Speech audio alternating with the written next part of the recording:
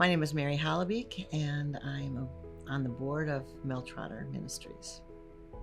Ironically, I didn't want to join the board. I never even knew anything about Mel Trotter when I was approached by a longtime member, Dave Zylstra, if I would consider being on the board. I looked into it, and I was very impressed about Mel Trotter. And so that's why I wanted to join it, to be part of this ministry. At the time, I had a rather limited view of what Mel Trotter did and was. My understanding has grown because that was in the middle 90s. So it's been over 30 years that I've been involved with the board at Mel Trotter. When I joined the board, it was a much different looking board. It was an all-male board. So I was the first woman. That had its challenges, as you can imagine. At first, I wasn't 100% sure of my role. I was on a board with a lot of lawyers and bankers, and what was I doing on this board, Lord? Why did you call me to this board? That became clear as time went on.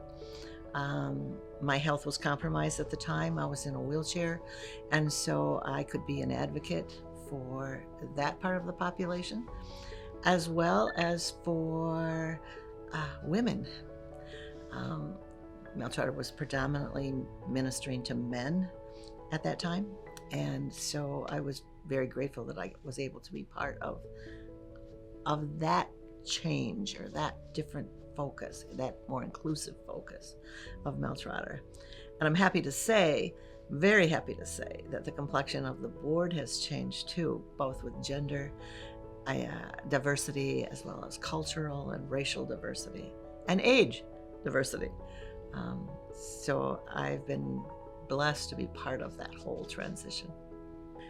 It has impacted my life personally, being on the board, greatly.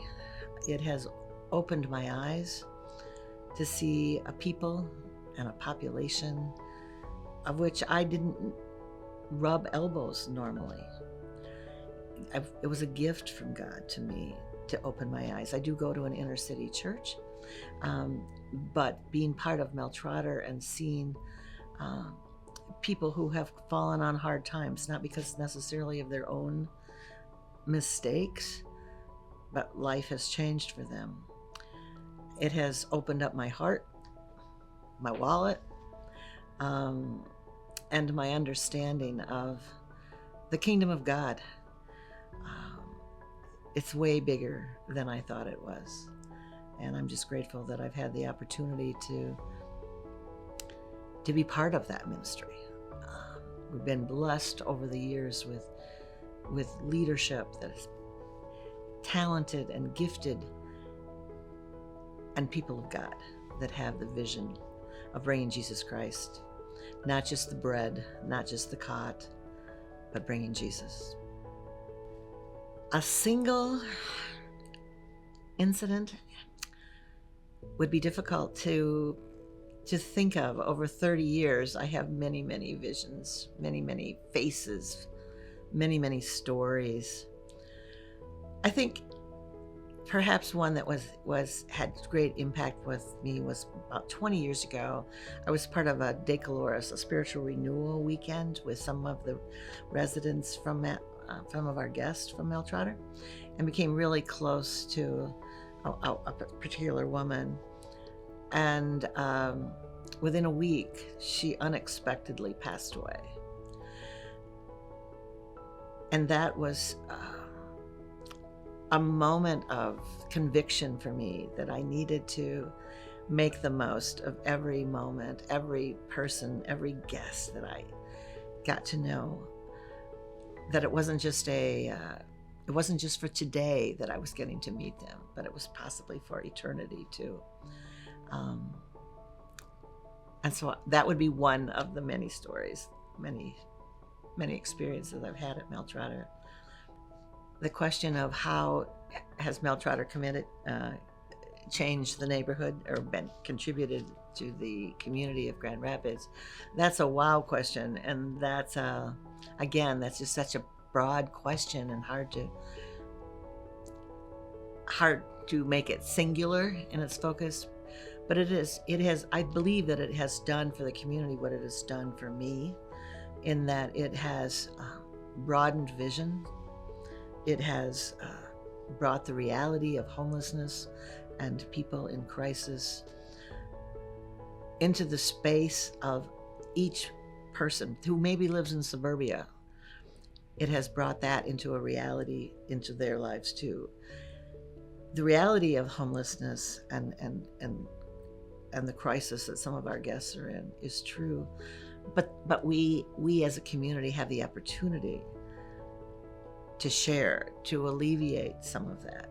And sometimes that means just writing a check, but I think more importantly is those of our community who have come down and have worked here and have rubbed elbowed with and have learned to love some of our guests. Changes lives way more than writing a check. And I'm grateful for the West Michigan community and its commitment to people in need.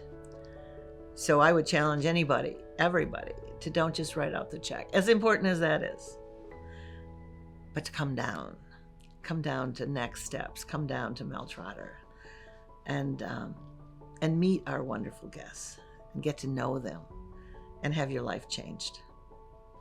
To those of you who are unfamiliar with Mel Trotter, I'd say the same thing. Come down, come see us, have your heart touched, have your life changed. When I first was part of the board, Mel Trotter sort of ministered to those who were, the community thought of Mel Trotter as just serving the guests of men who were drunk in the gutter. That was kind of the message that was portrayed. But it's so much bigger now.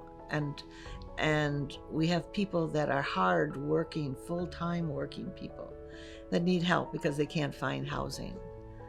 Come and help us. Come and help us with your check. Come and help us with your hands. Come and help us with your heart. And you will be blessed even more than Mel Trotter will be blessed.